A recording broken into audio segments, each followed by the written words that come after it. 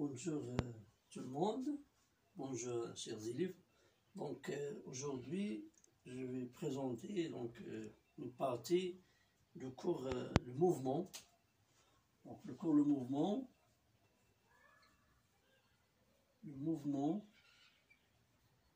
concernant le niveau tronc commun scientifique.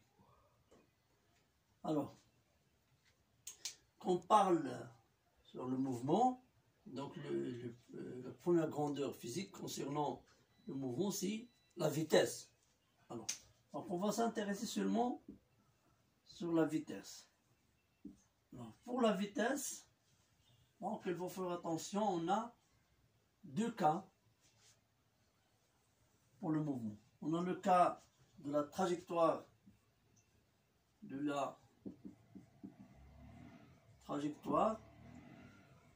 rectiligne et le cas de la trajectoire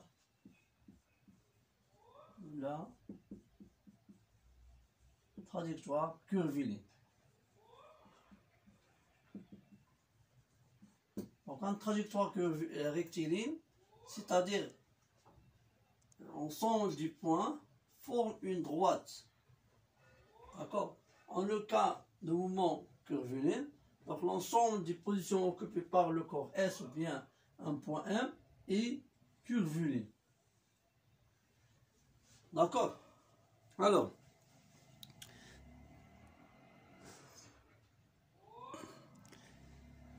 donc maintenant on va commencer avec la vitesse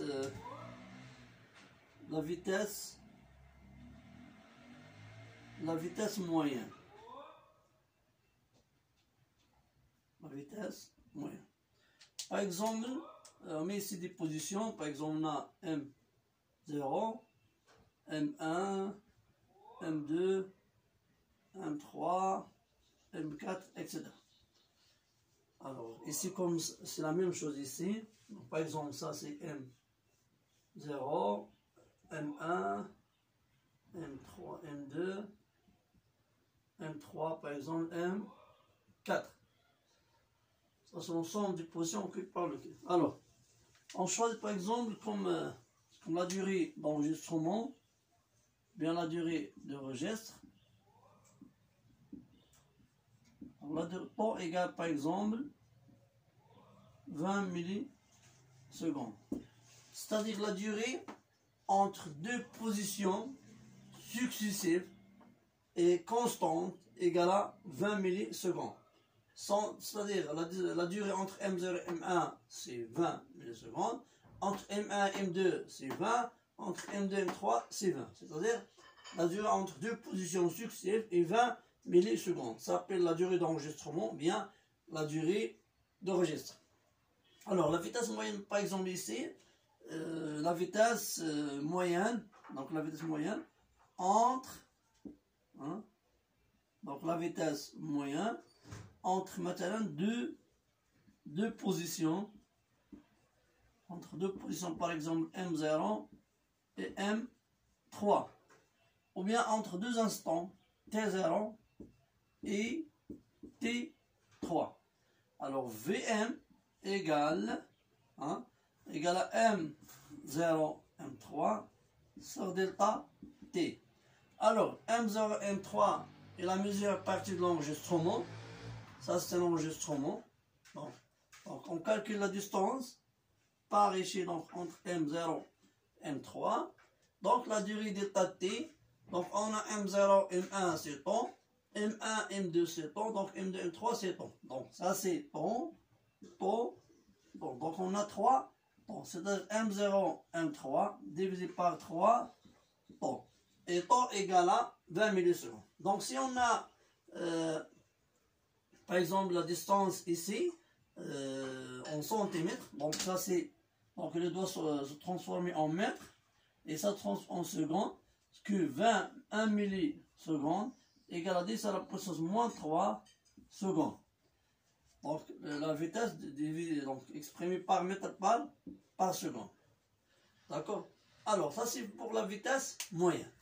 Donc pour la vitesse la vitesse instantanée, donc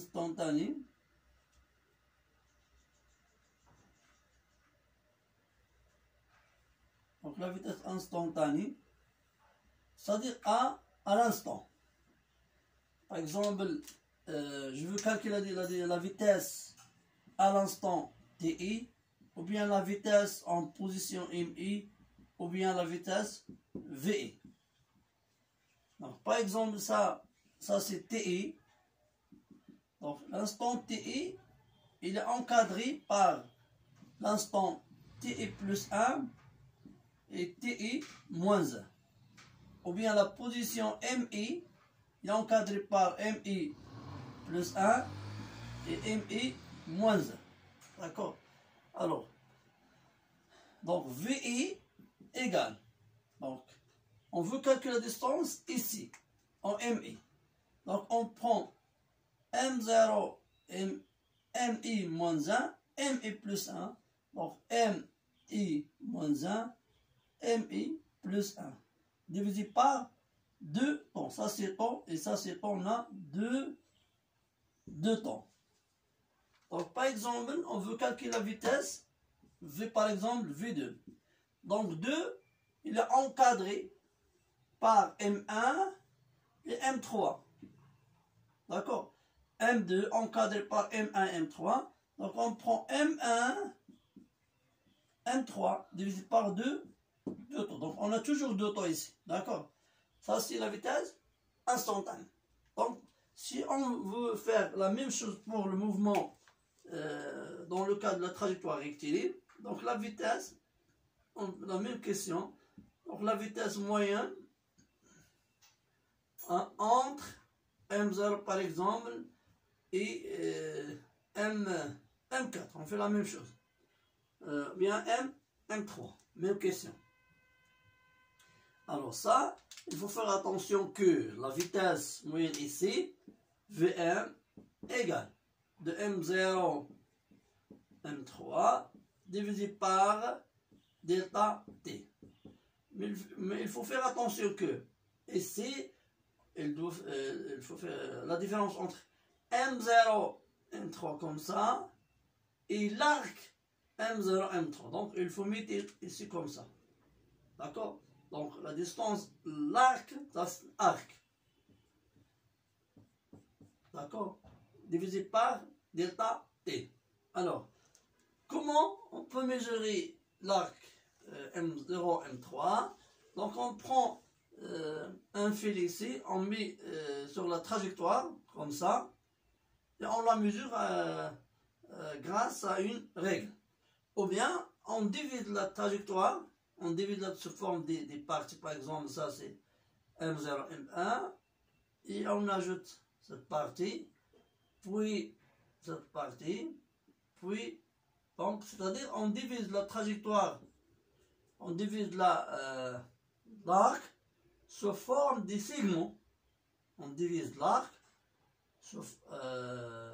par des segments, on divise l'arc par des segments, hein, d'accord, puis on fait la sommation, ça c'est par exemple L1, ou bien L2, L3, L4, L5. Donc, c'est-à-dire que M0, M3, c'est l'ensemble des segments, des distances L1 plus L2 plus L3, 4 et 5.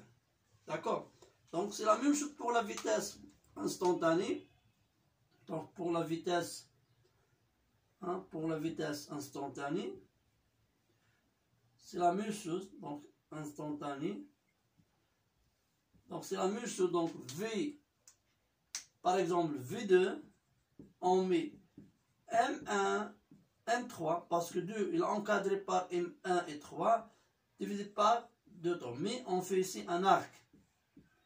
Donc il faut faire attention qu'on met la distance, parce que la trajectoire est rectiligne, mais on met un arc, parce que la trajectoire est curvée.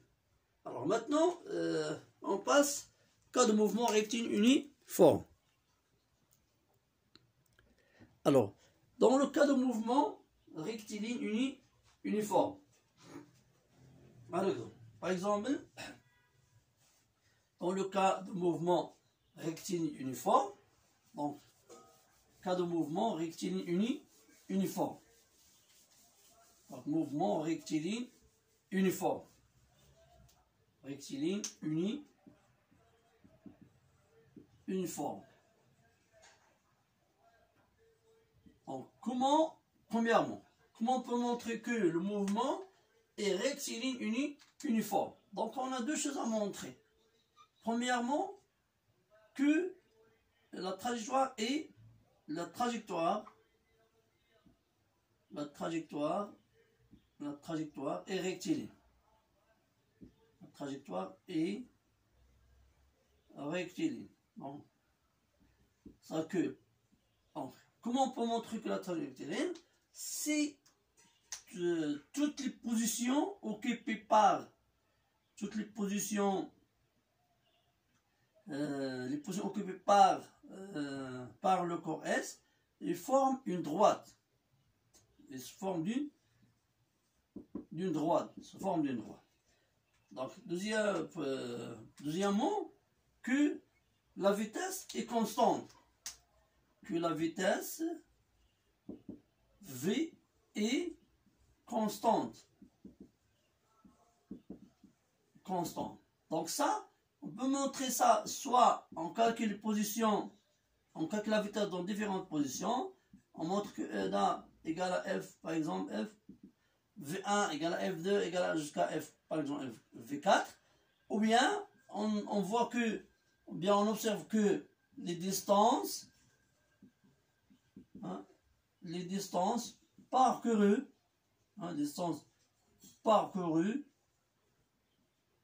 par M, un point M, pendant les mêmes durées,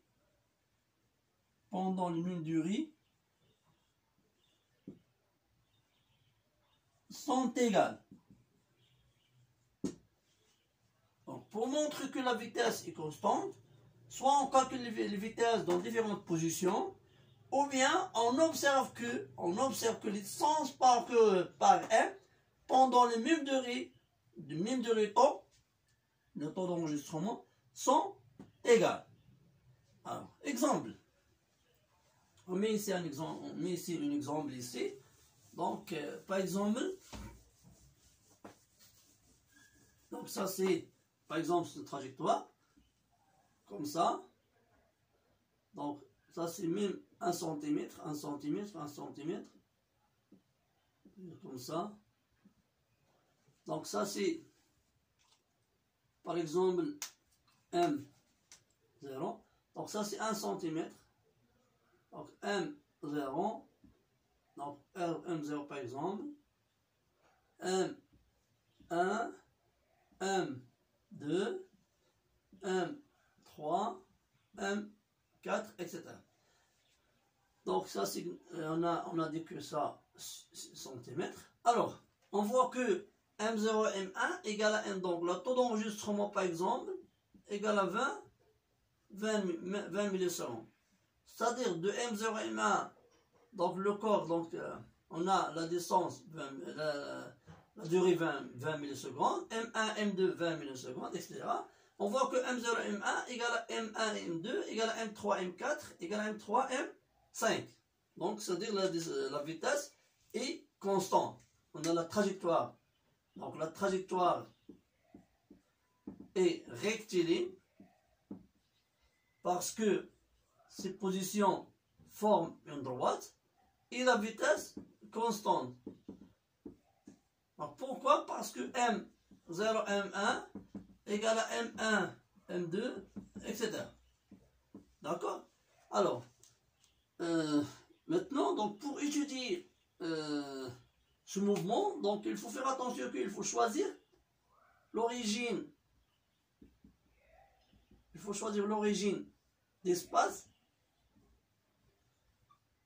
Alors, pour étudier ce type de mouvement, donc on choisit le repère. On choisit le repère, ou bien un repère O, I. l'origine d'espace. Par exemple, M1. L'origine d'espace M1. C'est-à-dire l'origine de repère OI en M1. Donc, on met le point O en M1 ici. D'accord? Ça, c'est O. Donc, et orienté I dans le sens du mouvement, la norme de I égale à 1. La norme de I, la norme de I égale à 1 cm. D'accord? Alors, donc, l'origine d'espace, donc c'est M1. Donc, c'est-à-dire que l'abscisse, donc l'abscisse de M1, c'est X1 égale à 0. Parce que M1, c'est l'origine d'espace. Alors, on choisit par exemple l'origine de temps ou bien l'origine des dates. L'origine des dates. On choisit par exemple M0 comme c'est l'exemple M0 comme l'origine des dates. Ou bien on choisit M2 par exemple comme l'origine des dates. Alors, M2 comme l'origine des dates, c'est-à-dire on passe au point M, on met T égale à 0 ici. D'accord? Alors, c'est-à-dire T2 égale à 0. Donc M2 comme l'origine, c'est-à-dire T2 égale à 0. D'accord? Alors, par exemple, si on prend M, 0, on veut déterminer les coordonnées. Les coordonnées de M, M0. Alors, donc X0, c'est X de M0 égale. Donc, X de M0, donc X de M0 égale. Ça, c'est de côté gauche, c'est-à-dire négatif. Donc, éloigné de M0, de M1 avec une distance 2 cm. Donc, égal à moins 2 cm. Donc, il a trouvé le côté gauche de M1, éloigné de M1 avec 2 cm, moins. C'est le sens contraire ou bien le sens inverse de I. Donc, T de M0, donc, ou bien T0. T de M0 ou bien T0. Donc, ça, c'est ici T égale à 0. Et ça, les dates sont positives, mais les dates ici sont négatives. Donc ça, c'est les dates sont négatives, mais ça, les dates sont positives. Alors, de M2 M1, c'est temps, et de M2 à M0, c'est 2 temps. Toujours, on revient à l'origine des dates. Donc, M1, c'est temps, M0, c'est 2 temps, parce que ça, c'est temps, ça, c'est temps. Et tant que il a trouvé dans la zone négative, donc on a 2 temps. D'accord? Alors, chaque position, il a défini avec une date T et une abscisse X. Donc, on le détermine comme ça. Alors, on a le mouvement rectiligne uniforme. Donc, il y a une relation,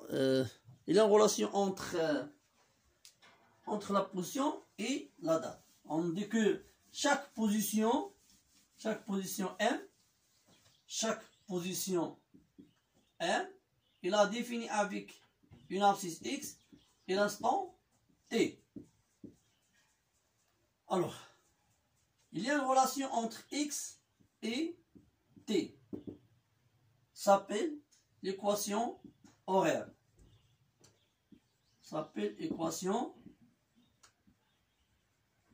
horaire. Alors, tant que le mouvement est rectiligne uniforme, alors l'abscisse X vérifie une relation X de T égale V fois T plus X0. D'accord? X à l'instant T égale à la vitesse fois l'instant T plus X0. Alors ça c'est la vitesse, mètres par seconde. Ça c'est l'instant en seconde. Ça c'est en mètres et aussi en mètres. D'accord? Alors, c'est quoi x0? x0, c'est x à l'instant t égal à 0. C'est x d'origine des dates. Donc, l'origine des dates ici, c'est M2. L'origine des dates, c'est M2. Donc, c'est x de M2. Alors, pour déterminer x de M2, on revient ici. Donc, M2, par rapport à l'origine d'espace, il y a 2 cm et il se trouve dans la zone positive. D'accord? De même sens de E, dans la zone de sens de E. Alors, ça, c'est 2 cm. Égal à 2 10 à la puissance moins 2 mètres. D'accord? Alors, V égale, si la distance, si le mouvement est rectiliforme, on choisit la distance minimale. Donc, la distance minimale, c'est M0 et M1. Et la durée minimale, c'est temps. D'accord? Ça, c'est en cas de mouvement, ça c'est la distance minimale. La distance minimale. Et ça, c'est la durée minimale. Donc, ça, c'est 2 10 à la puissance moins 2 cm divisé par 20 10 à la puissance moins 3. Donc, égal à 1 mètre par seconde. Alors, x à l'instant t, c'est t quel que soit t, hein, quel que soit t. Quel que soit t. Qui me va te compter, c'est 1 fois t plus 2 10 à la puissance moins 2. Ça, c'est l'équation horaire de ce mouvement. Alors, je pense qu'on a bien détaillé ce concept. Donc,